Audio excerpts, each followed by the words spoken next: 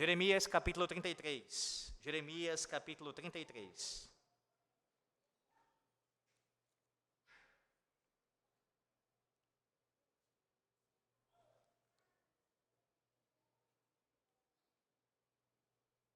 Para aqueles que nos visitam nessa noite, uma breve explicação. Aqui em nossa igreja, eu estou expondo há algum tempo o livro de Jeremias. Pela providência divina, também estamos lendo esse livro na leitura sequenciada do Antigo Testamento. E agora nós iremos dar aqui prosseguimento às exposições nesse livro. Pela manhã, nós ouvimos, na verdade, o bloco a ser exposto aqui é do versículo 14 ao versículo 26. E é um sermão só, mas como acontece algumas vezes, não poucas, eu preciso quebrar esse sermão em duas partes. Então há um sermão só aqui, uma proposição principal somente, que é extraída deste bloco do 14 ao 26. E agora, nessa noite, nós veremos a segunda parte. Pela manhã, o foco maior foi no reinado de Cristo, no reinado do Messias, que aparece aqui sendo descrito, especialmente no versículo 17, mas também em outras partes. Agora à noite, o foco maior será no sacerdócio do Messias, bem como também na aliança do Senhor Deus, de como ele evidencia, como ele dá provas da sua fidelidade pactual, de como ele cumpre as suas promessas. Então tenha isso em mente nessa noite, agora que o texto será exposto. Não farei a leitura completa, porque lerei também ao longo da exposição, então eu quero ler somente o versículo 18, veja aí o versículo 18, e os versículos 25 e 26. A leitura será o versículo 18 e depois 25 e 26. Mas tenha em mente que a exposição aqui completa é do 14 ao 26. Versículo 18. Diz assim a palavra do Senhor nosso Deus. Nem aos sacerdotes levitas faltará homem diante de mim, para que ofereça holocausto, queime oferta de manjares e faça sacrifício todos os dias. Versículo 25.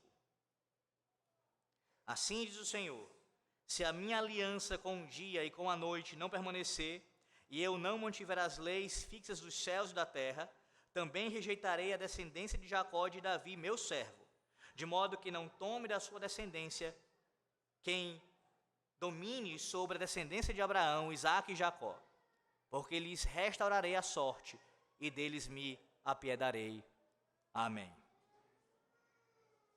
Irmãos, existe outra coisa que o Senhor Jesus fará para sempre.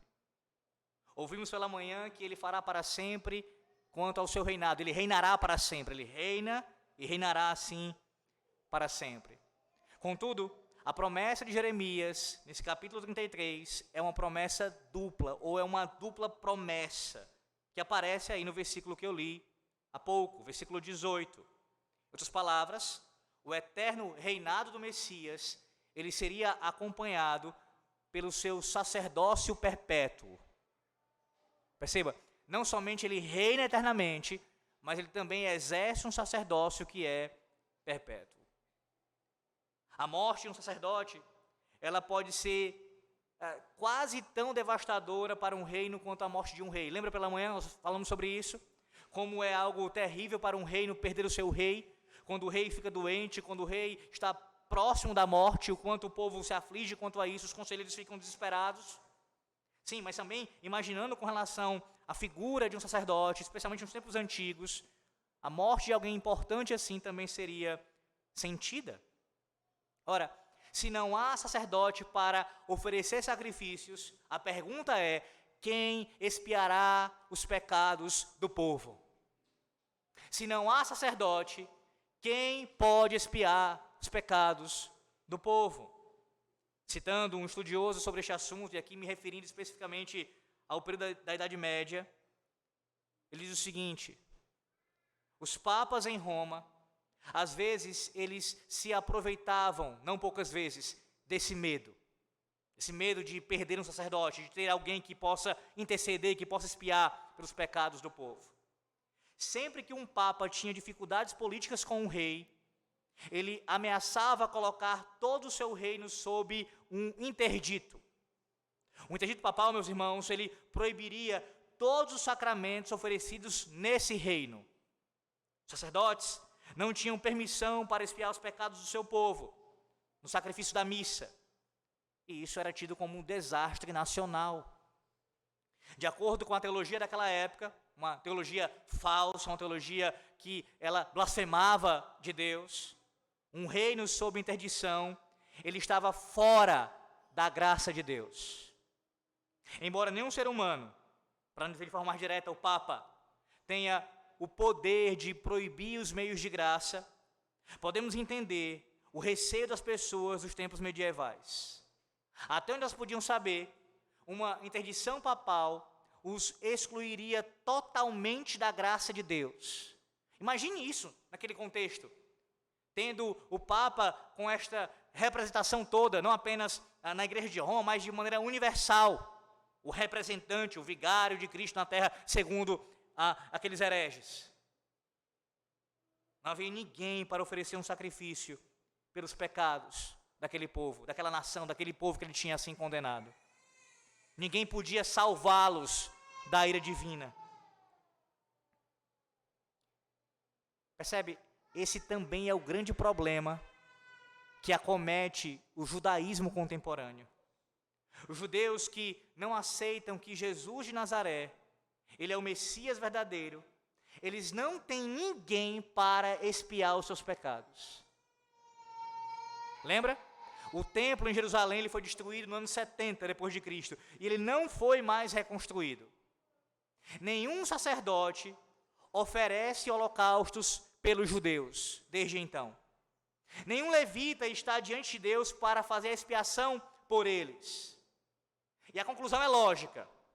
Sendo assim, a menos que Jesus seja o Messias, a promessa de um sacerdócio, ela falhou. No caso de um sacerdócio perpétuo, permanente, falhou. Veja aí, o versículo 18 é muito claro, que não faltará homem diante de mim. O Senhor fala isso aqui. Ora, se o templo foi destruído, não há mais sacerdote, e Cristo não é o Messias verdadeiro, então a promessa falhou. O mesmo pode ser dito da promessa de um rei eterno, já que nenhum descendente de Davi atualmente governa a casa de Israel. Ora, se Cristo não é o rei, prometido também neste texto, no versículo 17, que reinaria para sempre, então não há rei dos judeus. Se Cristo não é o sacerdote, não há sacerdote para os judeus. Significa dizer, irmãos, que se Jesus não é o Messias, como vários judeus afirmam, então Deus falhou. Deus não cumpriu as suas promessas. Deus foi infiel ao seu pacto. Todavia, a graça de Deus tem assim nos conduzido a conhecer a sua verdade na sua palavra revelada a nós. Irmãos, as promessas divinas não falharam, nem para os judeus, nem para os gentios. É impressionante que ambas as promessas de Jeremias, elas sejam cumpridas num homem. Você conseguiu notar isso no texto? As duas promessas, não faltaria um rei e não faltaria um sacerdote. Ambas as promessas são cumpridas num só homem. Em ambas as promessas, o rei eterno e o sacerdócio perpétuo é chamado de homem. Veja mais uma vez, o 17, diz assim, porque assim diz o Senhor, nunca faltará a Davi homem que se assente no trono da casa de Israel, nem aos sacerdotes levitas faltará homem diante de mim. O texto aqui nos deixa um tipo de pista sobre a encarnação do Filho de Deus. O Senhor prometeu que o rei que se sentaria no trono de Davi e o sacerdote que ficaria diante do seu próprio trono seria um ser humano, um homem de carne e osso, alguém que é plenamente homem, que tem corpo e alma. Jesus Cristo é esse ser humano, irmãos. Ele é tanto homem quanto Deus. Ele é tanto sacerdote quanto rei. num único homem, Cristo Jesus, ambas as promessas do 17 e do 18 aqui são cumpridas plenamente. Jesus é tanto o rei quanto o sacerdote perpétuo para todo judeu e todo gentil que confia nele. Irmãos, o sacerdócio de Cristo, ele é mais claramente explicado exatamente no livro de Hebreus, que nós estamos lendo aqui na leitura sequenciada do Novo Testamento. Ali em Hebreus, em vários capítulos, o Senhor Jesus, ele é retratado como o sumo sacerdote perfeito para o seu povo. O seu sacerdócio, ele é superior em todos os sentidos. Vá lá para Hebreus capítulo 5, sem desmarcar Jeremias 33, só para Hebreus capítulo 5, versículo 6. Hebreus 5, 6. Veja a superioridade deste sacerdócio de Cristo.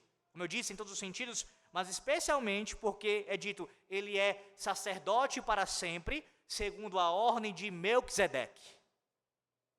E sim, aliás, é importante a gente frisar isso. Ao contrário do que alguns têm argumentado, o fato de que Jesus é um sacerdote na ordem de Melquisedeque, em vez da ordem que esperaria, que seria de Levi, não é um problema para a profecia de Jeremias. Pelo contrário. Porque Jeremias, irmãos, no versículo 18, lá do capítulo 33, ele não prometeu um sacerdote que fosse proveniente dos levitas. A promessa é de um sacerdote para os levitas. Para os levitas. Tenha isso em mente. Qual é o pano de fundo aqui do capítulo 33? Assim como de outros capítulos. A nação estava corrompida, em pecado. Nenhum rei podia salvar, na verdade nunca pôde. Abandonar o povo, abandonar a aliança de Deus. Sacerdócio corrompido. Então Deus enviaria alguém, o seu próprio filho, que seria rei e sacerdote, para numa só pessoa, ambos os ofícios, bem como o profético, serem assim executados, vistos nele, como nosso mediador, como nosso redentor. Então, o sacerdote prometido não é proveniente da tribo de Levi, mas é para salvar os levitas. Sim, para salvar todos nós, não apenas eles. Hebreus atinge o seu clímax quando compara Cristo com o restante dos sacerdotes de Israel. Lá para Hebreus 7 agora. Hebreus 7, versículos 23 a 25. Hebreus 7, do 23 ao 25. Observe a comparação que ele faz, o autor dos Hebreus. Hebreus 7, do 23 a 25. Ora, aqueles que são feitos sacerdotes em maior número, porque são impedidos pela morte continuar, este, no entanto, porque continua para sempre, tem o seu sacerdócio imutável. Por isso também pode salvar totalmente os que por ele se chegam a Deus, vendo sempre para interceder por eles. Eis um dos grandes contrastes entre o sacerdócio de Cristo e daqueles levitas, aqueles da tribo de Levi. O de Cristo, irmãos, não é um sacerdócio temporário.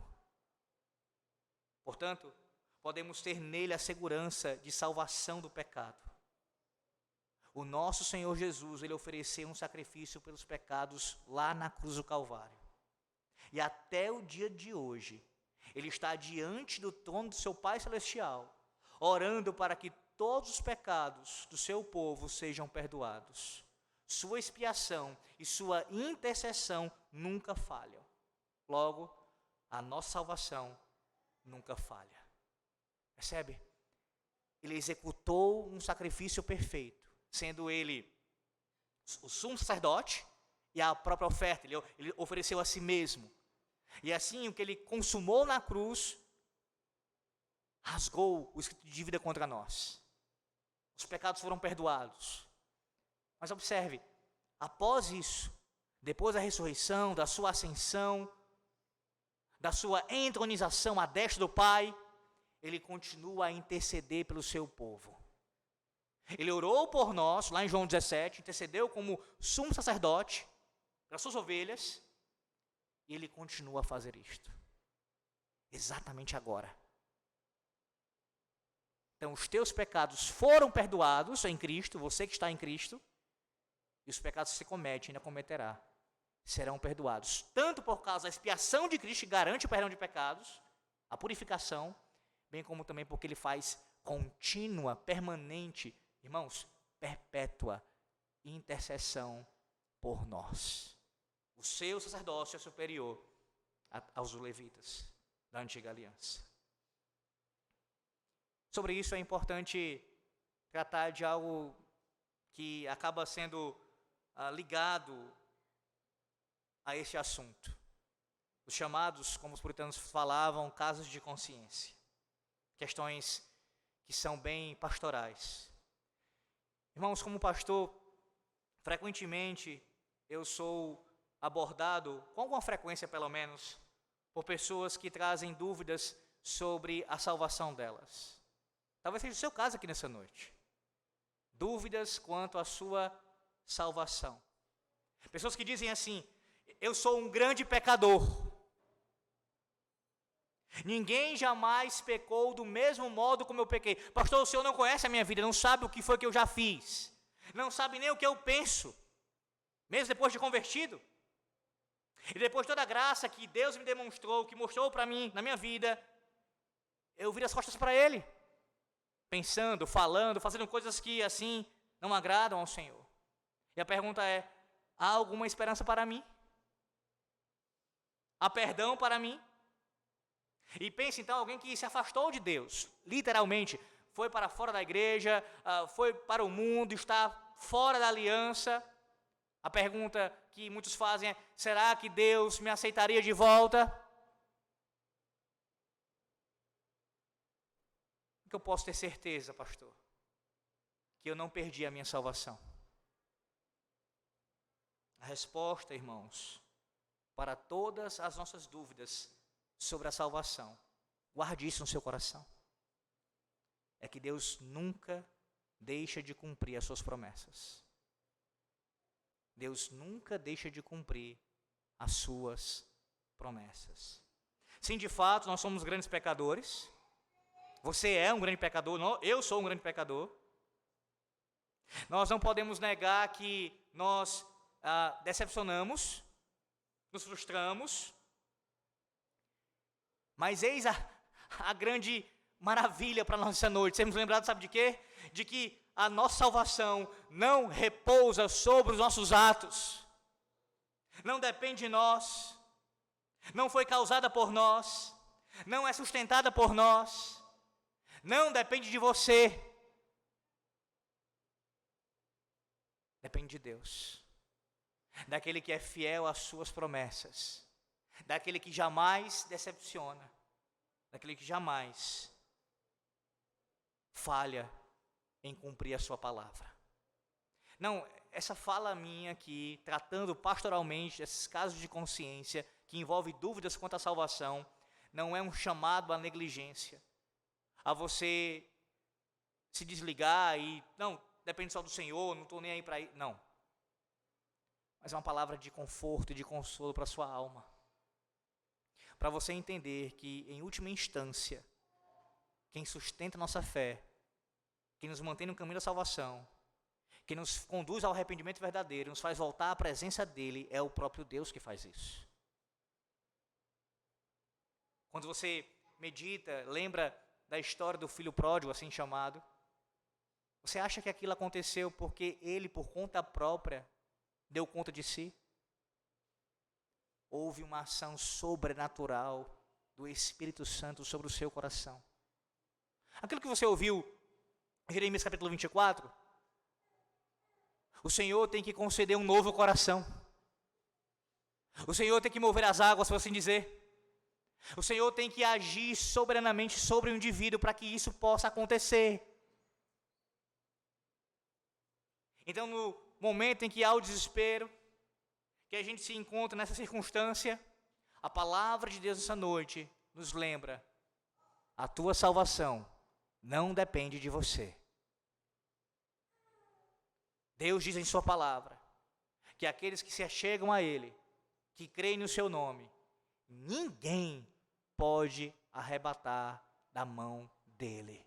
ninguém pode nos tirar da sua presença, em última instância. O texto diz no versículo 18, mais uma vez, que é exatamente porque Deus nunca decepciona, que nunca nos faltará homem diante, como diz o texto, diante de mim, para que ofereça sacrifício todos os dias.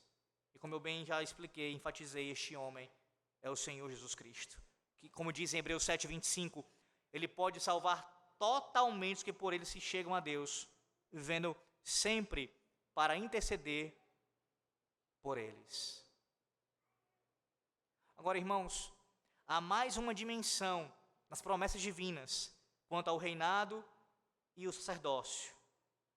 Por intermédio do profeta Jeremias, Deus disse, no versículo 22, veja aí o versículo 22, do capítulo 33 de Jeremias: como não se pode contar o exército dos céus, nem medir-se a areia do mar, assim tornarei incontável a descendência de Davi, meu servo, e os levitas que ministram diante de mim.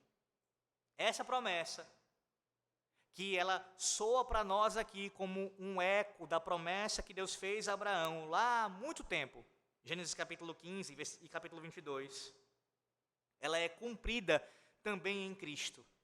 Aqueles que confiam no Senhor Jesus Cristo para a salvação, eles são assim filhos e filhas de Abraão, pois creem no mesmo Deus de Abraão, filhos de Abraão pela fé. E são tão incontáveis quanto as estrelas do céu e a areia na orla do mar. Percebe? Jeremias está reverberando aqui, ecoando a mesma promessa abraâmica que Deus fez ao nosso pai Abraão.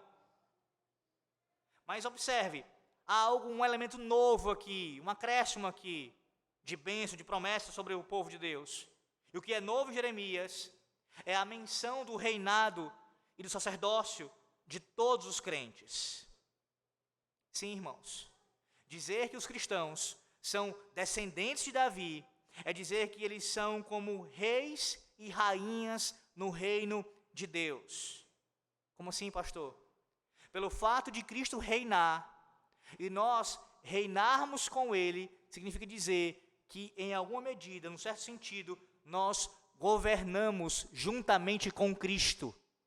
Subordinados, é claro, à sua vontade, executando, sim, os seus desígnios. Mas o nosso Cristo, que é rei sobre todo o universo, governa, reina, e nós reinamos com ele. Agora, desde já, na verdade, desde quando ele assim foi entronizado. Falar de cristãos como descendentes de Levi é dizer que eles são como sacerdotes no templo de Deus. Cada crente é um sacerdote. E esta doutrina, irmãos, ela foi não inventada, mas ela foi assim bem explanada e sistematizada, especialmente no período da Reforma Protestante. Nós somos sacerdotes. Você, homem, você, mulher, você, criança, que faz parte da aliança de Deus, é um sacerdote. De forma bem breve aqui, que eu não tenho tempo para poder aprofundar essa questão, isso não significa dizer que tudo que um sacerdote estava autorizado a fazer na antiga aliança, como, por exemplo, ensinar publicamente, todos os crentes da nova aliança podem assim fazer. Não é essa a ideia. Mas quando a palavra de Deus, o Novo Testamento, ensina sobre isso de forma mais clara, como Pedro vai fazer, é quanto à nossa comunhão com Deus por meio de Cristo e o nosso acesso garantido à presença de Deus por meio de Cristo. Todos nós, irmãos, temos acesso na nova aliança ao Santo dos Santos. Aquilo que na antiga aliança era concedido somente ao sumo sacerdote, só ele poderia entrar naquele lugar. Agora, na nova aliança, neste exato momento, no culto solene, como diz o autor aos Hebreus, no Santo dos Santos, na nova aliança, você está presente. Você está diante de Deus. E isso só foi possível por causa do nosso sumo sacerdote, que rasgou o véu. Não somente isso. O fato de sermos sacerdotes e assim reinarmos com Cristo também, implica no fato de que nós também compartilhamos a graça do nosso Deus com os outros. Sim, o ensino de Paulo aos Efésios. Os dons que o Espírito Santo nos concede é para que nós possamos, no exercício destes dons, sermos uma bênção do Senhor Deus para os nossos irmãos. E assim nós edificarmos a fé uns dos outros, mutuamente. Seja lembrado acerca disso. Vá lá para Colossenses capítulo 3. Colossenses 3, versículo 16.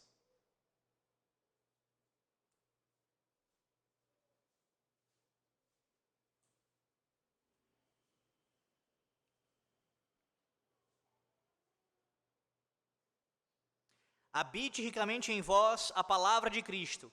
Instruí-vos e aconselhai-vos mutuamente em toda a sabedoria. Agora volte um pouco. Vá para Efésios capítulo 5. Efésios 5, versículo 19. Que é o texto correferente aqui do versículo 16 de Colossenses 3. Efésios 5, versículo 19.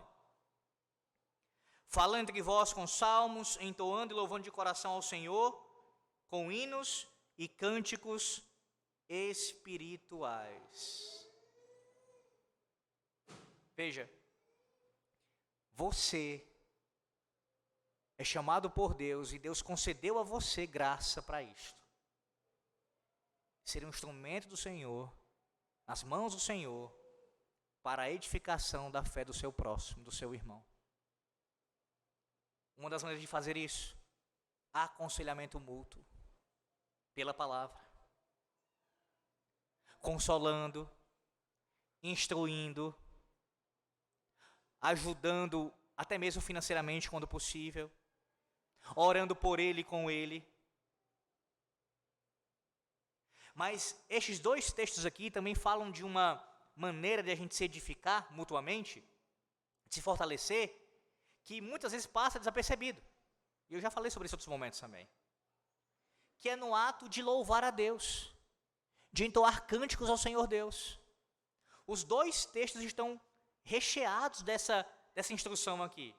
Isto é, quando o povo de Deus se reúne para entoar os salmos, cantar ao Senhor Deus os seus louvores, nós estamos, além de estarmos glorificando ao Senhor, fazendo a sua vontade, quando proferimos assim a instrução, quando ela está nos nossos lábios e sai nas nossas bocas, nós estamos ajudando o nosso próximo também a crescer na fé e na graça.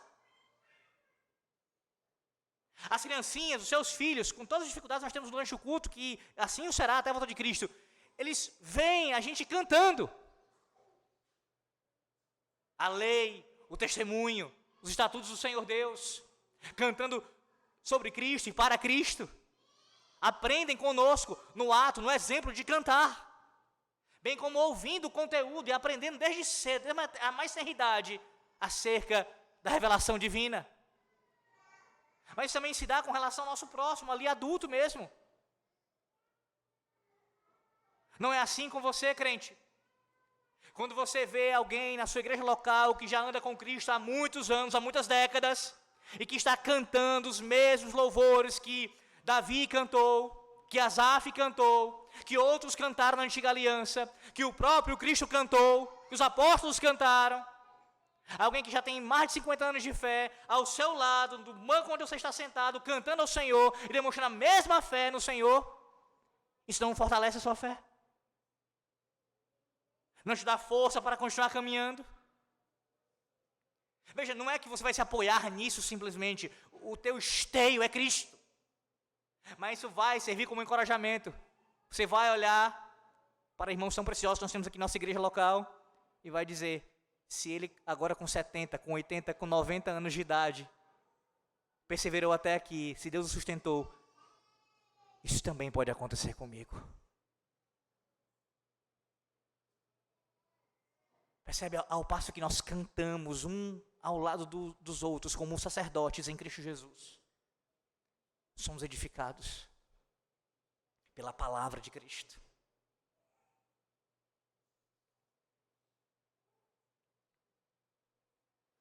Irmãos, caso seja necessária qualquer prova para o eterno reinado e sacerdócio permanente de Cristo, eu quero que você observe neste texto nessa noite o que foi que o próprio Deus deixou como garantia. Garantia de quê, pastor? De que o reinado e o sacerdócio de Cristo é eterno.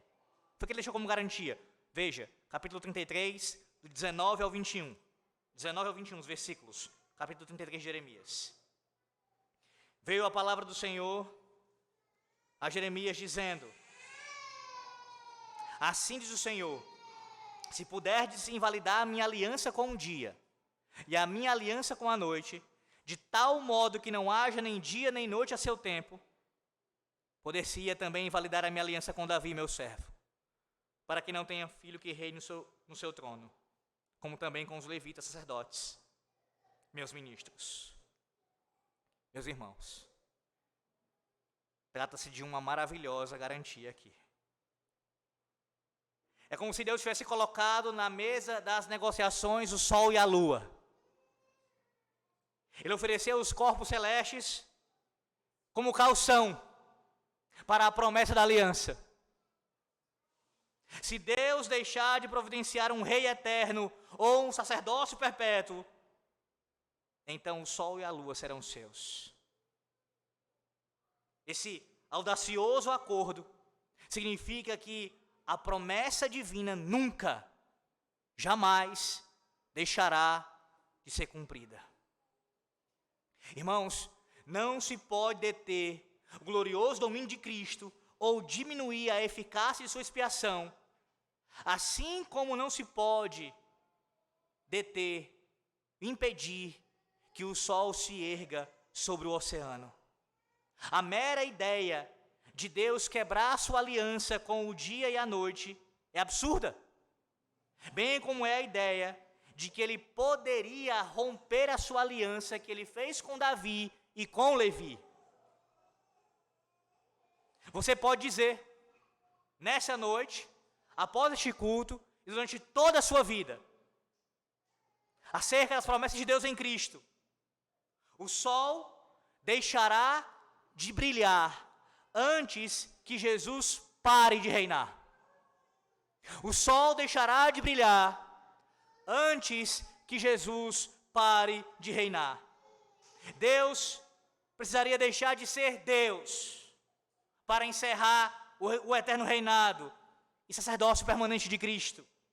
Seria uma negação dele mesmo, de quem ele é, das suas promessas. Mas antes de continuar sobre isso, de dar maior ênfase a esse ponto que é importantíssimo, eu quero destacar algo também interessante nestes versículos. Sim, irmãos, deve ser observado, ainda que só de passagem, que tais versículos formam parte da base de estudo, do estudo moderno da ciência. Eles afirmam que a regularidade do dia e da noite, veja, não é produto do acaso evolutivo, mas sim que Deus estabeleceu uma aliança com o sol e a lua. Foi o próprio Deus quem determinou isto. Versículo 25, parte A. Assim diz o Senhor: se a minha aliança com o dia e com a noite não permanecer, e eu não mantiver as leis fixas dos céus e da terra, percebe? Esse princípio aqui não é apenas para a astronomia, ele é para todas as disciplinas da ciência, para tudo, da astronomia à zoologia. O estudo da ciência depende das leis fixas do céu e da terra. Se o mundo natural não seguisse padrões ordenados, as medições científicas não seriam confiáveis e a investigação científica seria impossível. A ciência, meus irmãos, depende das leis fixas dos céus e da terra, as quais, por sua vez, dependem da vontade do Senhor nosso Deus. É por isso que os cristãos, diferente do que falam a nosso respeito, os espantalhos que são criados pelos ateus e por outros que são blasfemadores, os cristãos, ao longo da história, é que estão sempre à frente do desenvolvimento da ciência. Somos nós, os maiores cientistas da história. Sim, porque Estes homens, no passado e no presente, entendem que a fidelidade de Deus é que torna a ciência possível. Uma vez que o conhecimento do mundo criado, ele é parte integrante do conhecimento de Deus, o cristianismo sempre levou ao desenvolvimento das ciências. Há um homem chamado Melvin Kelvin, um conhecido bioquímico, que foi premiado com o Prêmio Nobel, que tentou identificar as bases da ciência moderna. E, meus irmãos, reconhecendo que a investigação científica depende de uma crença na regularidade da natureza, ouça o que este homem escreveu. Abre aspas.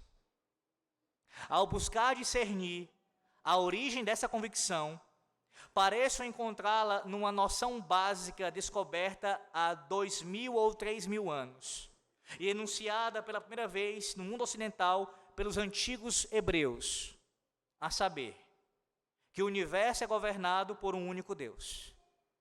E não é o produto dos caprichos de muitos deuses, cada um governando sua própria província de acordo com as suas próprias leis, brigando entre si.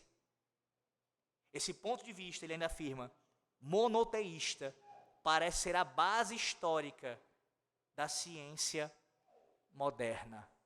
Fecha aspas. Irmãos, um bom exemplo de como a ciência depende das leis fixas da natureza vem do trabalho de um outro homem, um astrônomo, chamado Johannes Kepler. Ele descobriu que havia uma discrepância de 8 minutos entre seus cálculos e suas observações sobre a órbita do planeta Marte.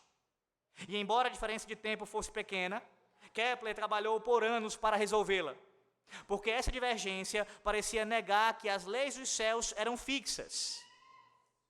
Este homem, o Kepler, ele era um cristão tão devoto que se recusou a abandonar sua crença na regularidade da natureza.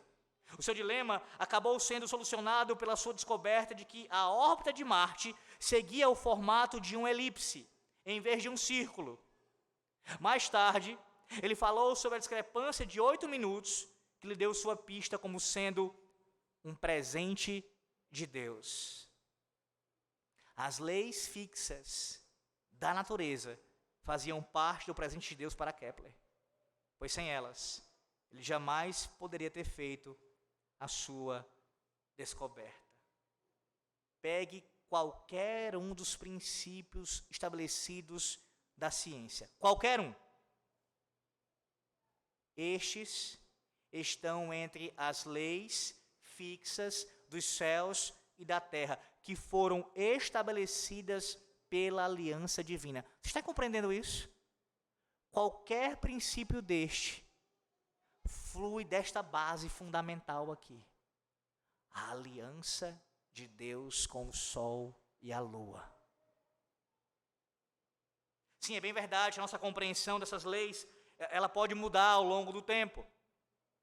Algumas leis universais que antes pareciam estabelecidas foram modificadas por pesquisas posteriores.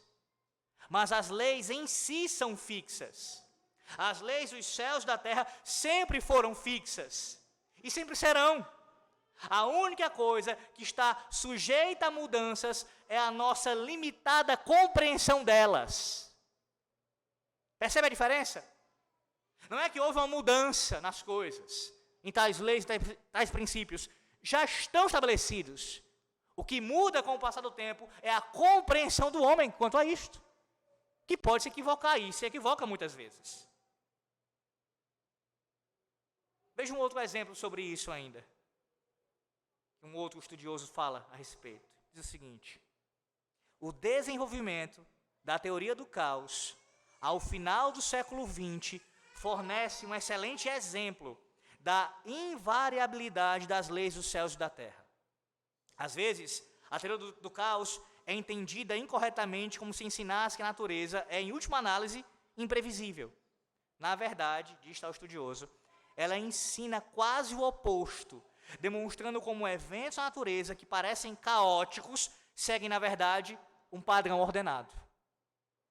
No prólogo de seu livro, chamado Caos, James Blake, ele observou o seguinte, abre aspas para este outro estudioso: agora que a ciência está olhando, o caos parece estar em todos os lugares.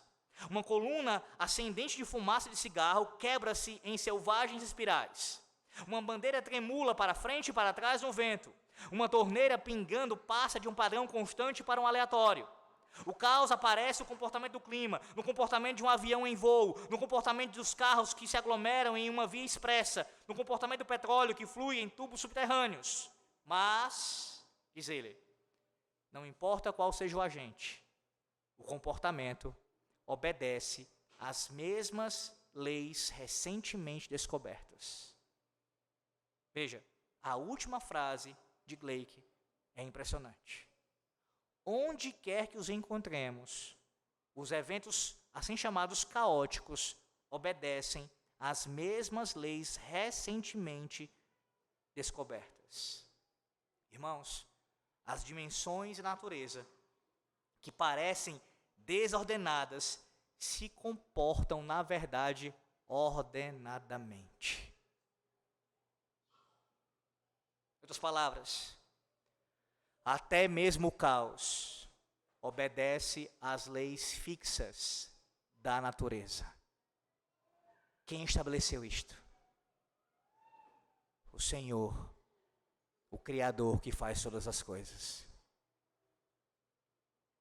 Eu cito isso, irmãos, como de passagem mesmo, como um ponto importante que pode ser extraído desse ensino aqui, mas certamente Jeremias aqui ele não está tentando estabelecer uma base para a ciência moderna. Não era a sua intenção aqui primária, não era o seu objetivo principal nessa fala aqui. Certamente que não. Ele já sabia que as leis dos céus e da terra eram fixas pelo decreto de Deus. A questão de que ele queria tratar, e é o mais importante para você e para mim nessa noite, é que a aliança de Deus com o seu povo é tão certa quanto a aliança com o céu e a terra. A possibilidade da ciência nos lembra, assim, da certeza da salvação. Versículos 25 e 26, veja aí. 25 e 26. Assim diz o Senhor: se a minha aliança com o dia e com a noite não permanecer, e eu não mantiver as leis fixas dos céus e da terra, também rejeitarei a descendência de Jacó e de Davi, meu servo, de modo que não tome da sua descendência quem domine sobre a descendência de Abraão, Isaque e Jacó, porque lhes restaurarei a sorte e deles me apiedarei. A promessa no final aqui do livro, do capítulo, é de uma restauração, irmãos. Deus prometeu restaurar a sorte do seu povo. Ele garantiu que o seu Messias, ele governará para todo sempre, apresentando seu sacrifício como o pagamento dos nossos pecados de uma vez por todas. E se você duvida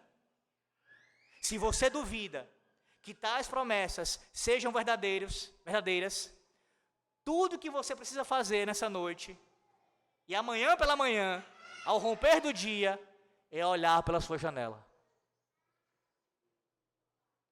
Todo dia brilhante e toda noite escura dá mais provas do reinado eterno de Cristo e do seu sacerdócio perpétuo. O nascer e o pôr do sol são lembretes de que Deus nunca nos decepciona, nunca falha. Todos os dias, Jeremias, ele olhava buscando um lembrete do amor de Deus. Imagine aquele homem, em seus dias, assim chamado profeta chorão, sofrendo por causa do pecado do povo, sofrendo por causa do juízo que viria, que já estava acontecendo sobre o povo. Irmãos, ele enfrentou um sofrimento tão grande, que às vezes, isso o levava, sem sombra de dúvida, como pecador que o era também, a duvidar do governo e da misericórdia de Deus. Mas este homem, Jeremias, assim como você e eu nessa noite, ele ouviu que a aliança do Senhor com o seu povo duraria tanto quanto a sua aliança, a aliança de Deus com o sol e com a lua. Então, Jeremias, ele procurava provas desta promessa ao alvorecer de cada manhã. Vá lá para Lamentações capítulo 3. Observe como Lamentações 3, 22 e 23 fica ainda mais claro agora. Lamentações 3, 22 e 23.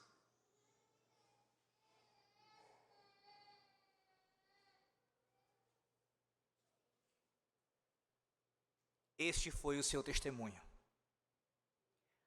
As misericórdias do Senhor são a causa de não sermos consumidos, porque as suas misericórdias não têm fim. Louvado seja Deus. Renovam-se cada manhã. Grande é a tua fidelidade. Está duvidando?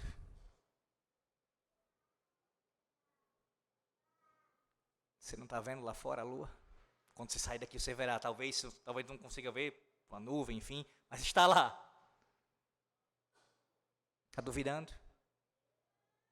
Você duvida que haverá dia amanhã? Que o sol vai nascer? Você duvida disso? Quando você experimentar isso novamente, o nascer do sol, você estará experimentando as promessas de Deus. É o próprio Deus lembrando para nós, o seu povo, meus irmãos. Eu sou fiel à minha aliança. Nada que saiu da minha boca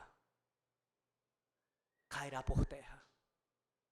Tudo que eu disse, tudo que eu revelei, eu cumprirei.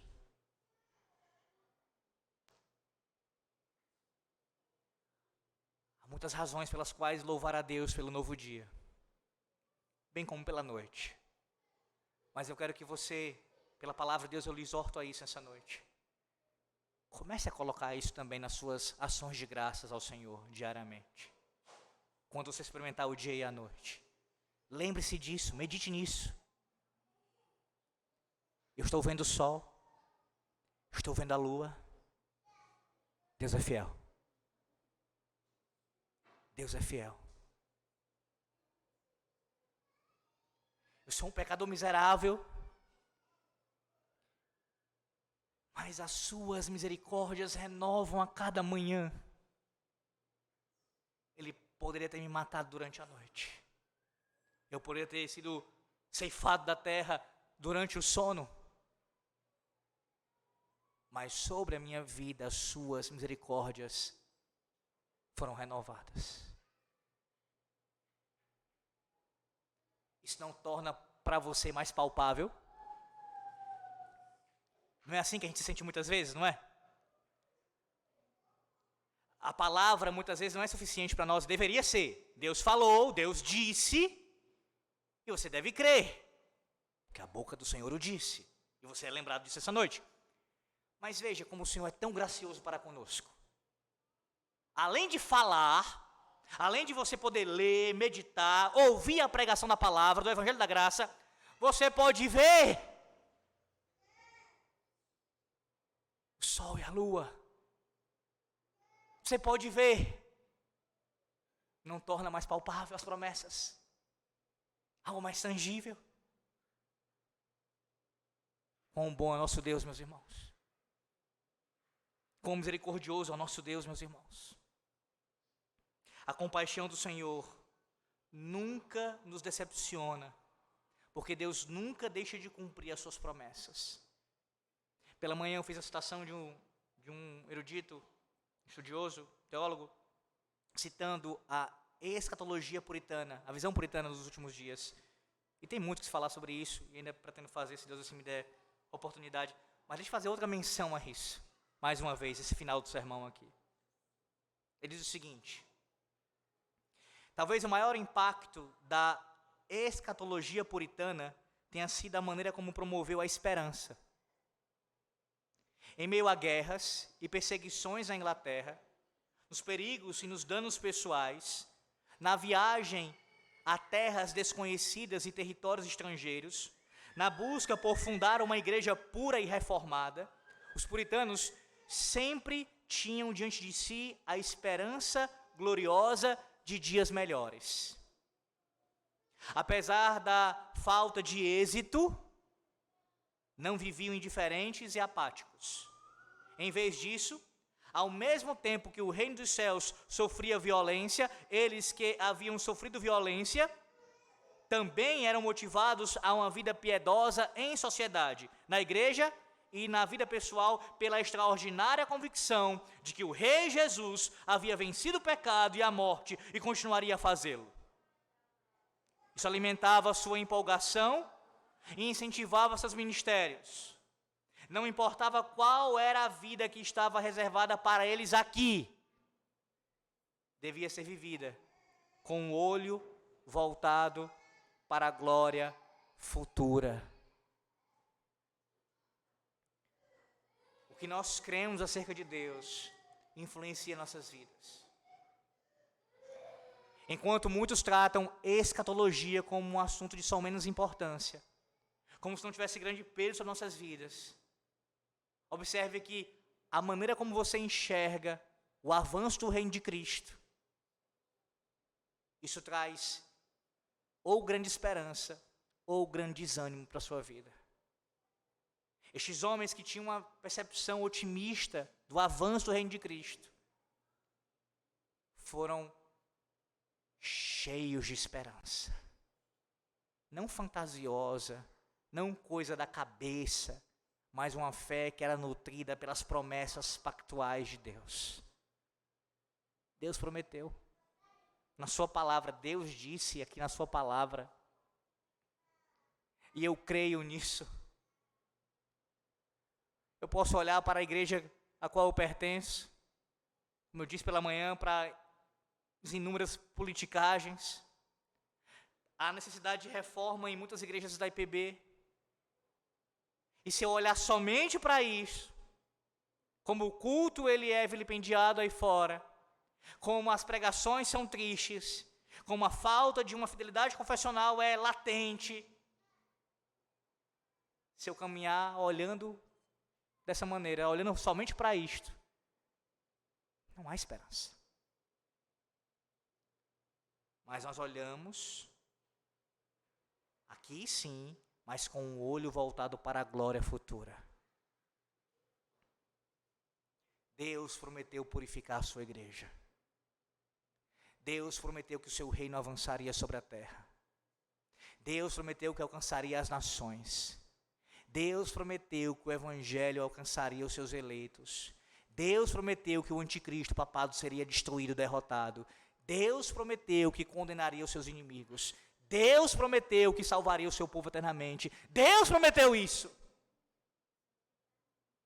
Não foi um mero homem.